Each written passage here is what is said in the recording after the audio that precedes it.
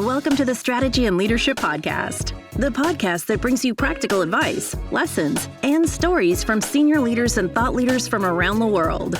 The Strategy and Leadership Podcast is brought to you by SME Strategy, working with organizations around the world to create and implement their strategic plans. To learn more, visit SMEstrategy.net. And now, your host, Anthony Taylor.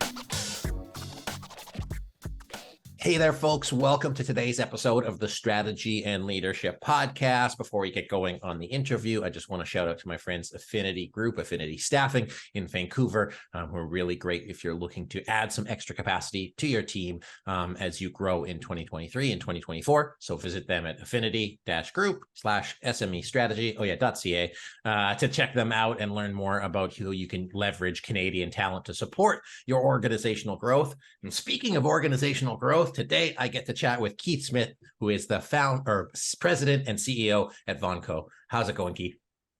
Wonderful. Thanks for having me today, Anthony.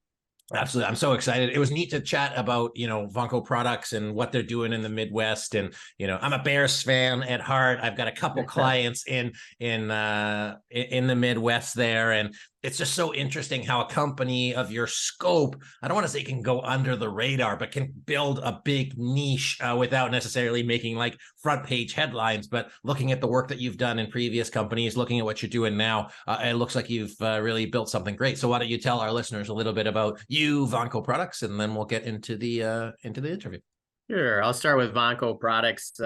It was founded in 1955 as a machine building company, welding plastics, and they were selling machines to providers of plastic products. And in the 70s, the son-in-law started with the company and said, "Hey, let's start selling the consumables instead of the machines." It was choppy sales.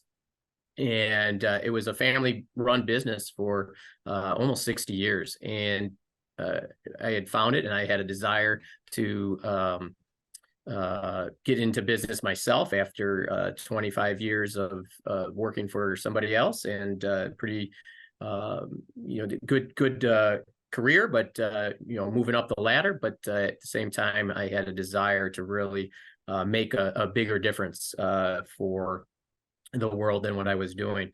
And so bought Vonco in 2013 from the family, and really was kind of a job shop mentality. And we've transformed it into a medical device contract manufacturer and consumer packaging company. And over the 10 years. And so we've done that through really a series of executing the strategy, a lot of organic growth, sales processes, improvement in the operations and technology. Then the second leg is innovating. We've launched some really tremendous products, and as well as acquiring. So I'm actually sitting today in our latest acquisition in Fortville, Indiana.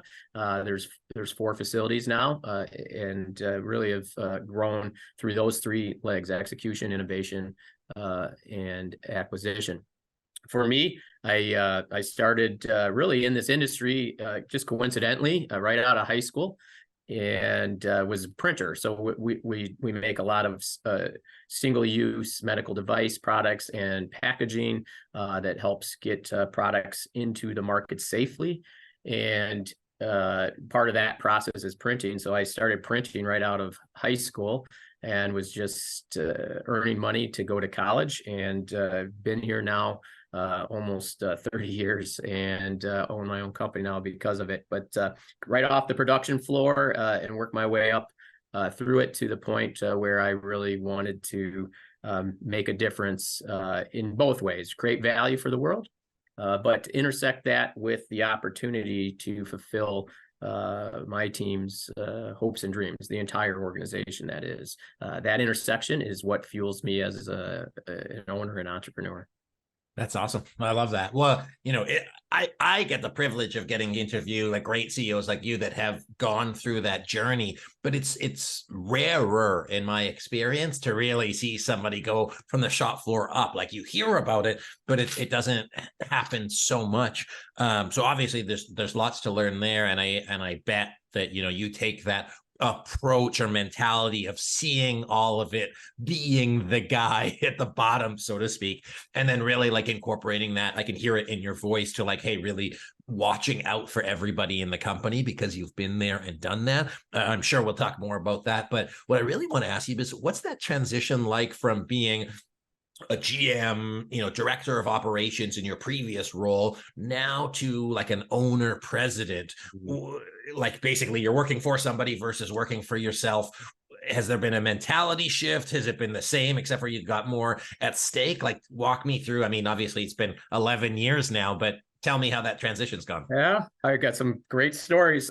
This is a good question. I spent a lot of time working up that corporate ladder and moved myself to the general manager of a $500 million division of Appleton Papers. It was a tremendous company that gave me a lot of experience and opportunity, and hopefully they were happy with what I provided as well. But I also had a desire to go into business on my own, and had a passion. It was a dream of mine since I was in high school of running my own business. It wasn't necessarily this business, but just for whatever reason, just was something innate in me that wanted to do this. And so finally got the opportunity. So the whole company was $1 billion company. And as you can imagine, there's you've got big staffs when you get to about $1 billion, and there's a big team that I'm working with, almost over 1,000 people conducting business for this division that I was running. And I buy a company that I could afford to be part of. And we're talking 60 people, family run for about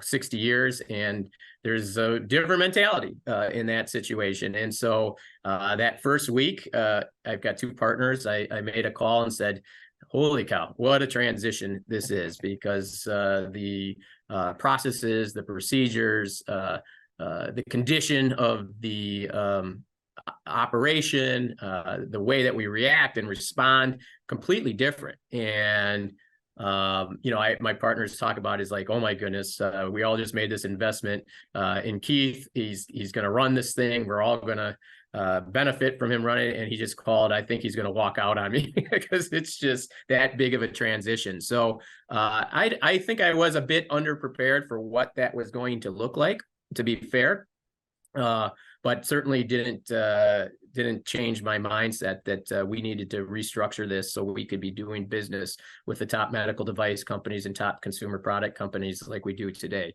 And so I just really buckled down after that first week, put together a strong plan, and we just started the march to do that. And for me, I don't know that I was this intentional and deliberate, but I've always just kind of rolled this way. And as I've put words to the way things happen, it's just, what is your next step? You have a vision to get here, at the end, and I think leaders can get analysis paralysis too often in trying to figure out all the steps to get to that vision.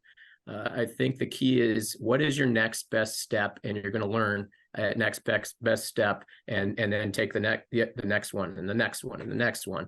And that really has been the secret to actually get to where we're at today on that march. A brand new facility in Wisconsin after moving from Illinois, multiple innovations launched, and patents and FDA clearances, as well as 3 acquisitions later. We've really turned this into a nimble yet corporate feeling organization. Yeah, no, I love that. I think that there's 2 pieces that I really took from that. Like, hey, you said, hey, I have no idea what I'm dealing with, and paraphrasing, but like every organization is so different, and especially kind of playing where you were before into the new role. And when I see that with CEOs, managers, new companies, and they're like, whoa, like I'm so used to having this hyper processized, really dialed in. And then you have like a family business whose processes have worked for them for 40, 50, 60 years or whatever it's been. And they don't know any different until somebody else comes in. Not that they're wrong. It's just, you just don't know any different, and it's been okay. But you as a leader, I heard two things that are critical. One is you're like, hey, I know the vision. The vision is simple. It's clear. This is what I want it to be. And also like not overcomplicating it, because I tell leaders all the time, like, you can't boil the ocean. There's probably a lot of things that you want to do, but start somewhere. So like, what's the next best thing? And, like you said, restructuring probably the team, restructuring some of the processes, moving forward towards building your innovation pipeline, getting your first location nice and tight, and then expanding from there. How was the change internally? Of course, without giving up any kind of secrets, were people on board with that new thing? Was there kind of some old guard, new guard? And I ask truly because a lot of our audience, a lot of our listeners are in these family businesses, are running these family businesses. These businesses have been doing things for 30, 40 years. And then we're on the cusp of a disruption through technology, external pressure, financial pressures, to be able to move forward those changes. It's not as obvious as one might think. So how did you go about it? What did you learn? What did you do wrong?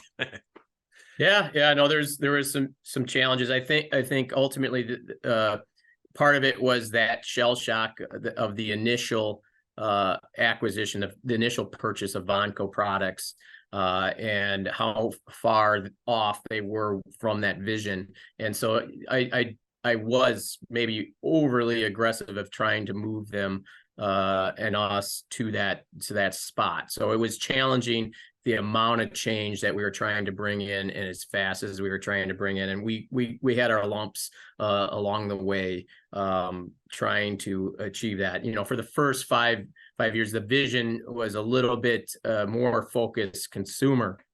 And we were pushing hard to move that towards consumer. Yet along the way, with really limited marketing towards the med device area, we received a ton of inbound opportunities. So maybe a little dense, sticking with my plan a little bit too long. But over the first few years, I started to realize, hey, with no marketing budget going towards healthcare, this is a big opportunity for us. We shifted gears year 4, year 5 towards healthcare in a big way. And once that shift occurred, and we started to talk about what does a healthcare company look like, a med device company look like, that vision became very clear to everybody, and that march was a lot easier once we had that clear direction that aligned with basically what the market needed and what we had really a good relative ability to compete in. And so it was easier to win, right? And so when things get easier to win, people get on board with that process. And certainly we've added a lot of talent along the way. The leadership team is for all intents and purposes different than it was 10 years ago. So getting that talent around the organization that I can depend on and trust. Trust is a big deal all the way through the organization. And so finding that right team that had the experience, believes in the vision, and that you can say, hey, they got this, right? And, I can move on to the innovation. Once we have the execution, now I can move on to innovation. All right, now we've got an innovation pipeline, someone running the innovation. I can move on to acquisition. And so it allows us to work, or me to work at a much higher level in the operation versus working in the business. So certainly that was a big transition. Initially, I had to work in the business. We hear that a lot.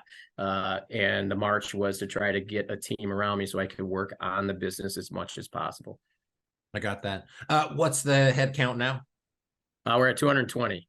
Ooh, okay. Yeah. How has that transition been for you? Leading an organization of 60 people as a air quotes new leader, now running a team of 220 distributed. How's that transition been? What are some key learnings that you've had over the little bit? Yeah, a lot of that was organic growth. We, the let's call it the original company was at 60 or so, and now is 150, and then the rest of it came through acquisition. And I would say that's for a lot of my leadership team has come from major med device companies. They're more used to managing this style, and the systems are now in place to do it. We also, because of the first acquisition and the major transition, we knew what to expect for the most part when we bought these smaller family businesses. And I think the reason why, a lot of these, we're ending up with these acquisitions is because they want a good, the family-owned businesses want a good transition for all their employees. Our main core value, cultural operating principle, is we care more.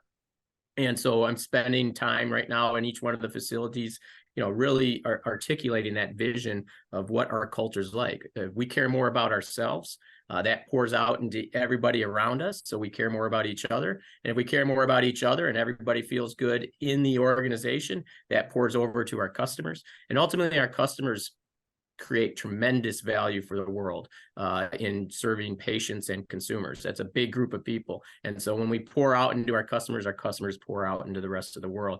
And so it becomes a bigger vision, and it all starts with caring about yourself so you can pour into others. And that's the big message that we send across. And it doesn't matter if you're a small facility or not, that mentality allows us to share the vision and understand we're gonna move in this direction in a very caring way. And by caring about each individual, we're gonna find the right spot that you're gonna create the value for the world. Awesome. I love that. So from a strategic planning perspective, really having that clear vision, really mission aligned, and then walking the walk in terms of your values. So I think that's awesome. As we kind of, wind down our interview, one of the things you talked about while we were chatting is, the amount of work that you do as a CEO, as an individual, and the community of people that support you as a leader, because it also helps pour into you, but also, helps you check your own bearings as you're leading 200 and really caring about people. Can you speak to or tell our listeners a little bit about some of the activities that you do to kind of maintain your health and performance as a CEO, if that question makes sense? Yeah, no, I think it all starts back to this: we care more about ourselves first, and I've added that intentionally, and that is important. Intentionality, be deliberate about what you do. And so one of the things that I've learned the hard way is not managing my energy. For many years, I envisioned the selfless leader, the servant leadership style, is that I give to everybody else and I get at the end. It took a while for me to realize that servant leadership, I could be a better servant leader if I manage my own energy first. So I have this image stuck in my head that I'd wake up in the morning and I'd have a full bucket of energy. But as a CEO, as a leader of a small business, people need to kind of pick from that energy all day long. If I'm not doing something to manage my own energy, I end up drained by the time this day is over. And I've switched that around so that I'm managing my own energy so that I'm overflowing my bucket that pours into everybody, so nobody can take my base energy. And so that starts with very fundamental things that I do for myself in the first 2.5 hours of the day to pour into my own energy so I can pour into others. And so from that standpoint, I've learned a lot based on some of the obstacles and challenges I've gone through, and I have a passion for giving back to other entrepreneurs that way. So I have my own personal site and coaching site myself that I like to work with entrepreneurs to create that balance. And I think when you start creating that balance, you start to move away from having to force everything to happen to attracting things and good outcomes to yourself. And so I like to flip that around for entrepreneurs, that yes, I do agree that you have to grind, and I had to grind and learn along the corporate journey. But there's this point where it can turn into being attracting that success, not just constantly forcing and grinding, where you have to sacrifice all parts of your life in order to be a successful entrepreneur. So it's this balance, I think, that can actually bring success versus just this constant 100% grind your entire life. Yeah, no, I've never heard actually the like overflow your own bucket. I've heard the like oxygen mask metaphor, but I really like, putting that into place. And just out of my own personal curiosity, are you like a 5 a.m. wake up guy, or are you like a 7 a.m. wake up guy? It's a 5. I need my sleep. I need 7 hours, but it's a 10:30 to 5:30. And then I'm in the office, by 7:38, and that's, but I've already poured so much into myself that I'm ready to go charged, right? And so a lot of different techniques. It's starts with the, physical.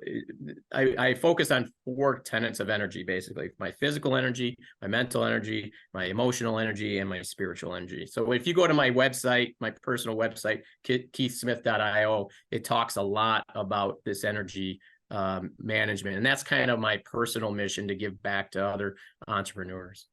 I love that. I was going to ask how people could connect with you. That's great. Yeah. One thing that, I've heard and seen from people is when they're really kind of, call it, upset with their team, or when they've had enough, then they retreat and then they kind of go in because they have to do that energy management. But I really like the fact that when you've got enough to give, there's enough to go around, and you're like supporting others, but you have to support yourself first. So I think that's fantastic. Keith, people can connect with you online. Why don't you give us that website address? And if there's anything else that you want our listeners to know before we finish off today. No, I love it. Yeah, if I can be of any help to anybody, shoot a note through my website, keithsmith.io. We've got a fair amount of blogs out there talking about some of the high level stuff that we just talked about. Now, you can check out our products and how we roll in the market at www.vonco.com. Awesome. I appreciate that. Thank you, Keith. Appreciate you joining me today. It was a really fun conversation. I wish you nothing but the best success in whatever next acquisition you take on. Yeah. Thank you so much, Anthony. Great to be with you. Folks, my guest, Keith Smith, who is the president and CEO at Vonco Products. I think one of the cool things that I heard today, two mainly. One is making sure that your bucket is overflowing so that you can be a great leader for others, because you're not being stingy with your own energy. Really, it's kind of pouring out of you. And the other thing that I thought was really neat about Keith's journey is, yes, the long-term vision, the day-to-day steps. And I'm sure if Keith and I chatted for another couple hours, he'd share all of the ways that he messed up in those many years. But for you to remember as a leader that it goes slowly forward and really fast looking backwards. And when you have a large enough timeline and you give yourself a little bit of grace, you can accomplish a lot more than you think. So that's my invitation to you, is really set that intention, give into yourself, give into other people, and make some magic happen today. So once again, thank you, Keith, for joining me today. My name is Anthony Taylor. This has been the Strategy and Leadership Podcast. I appreciate you subscribing, connecting, reaching out, and I'll see you next time.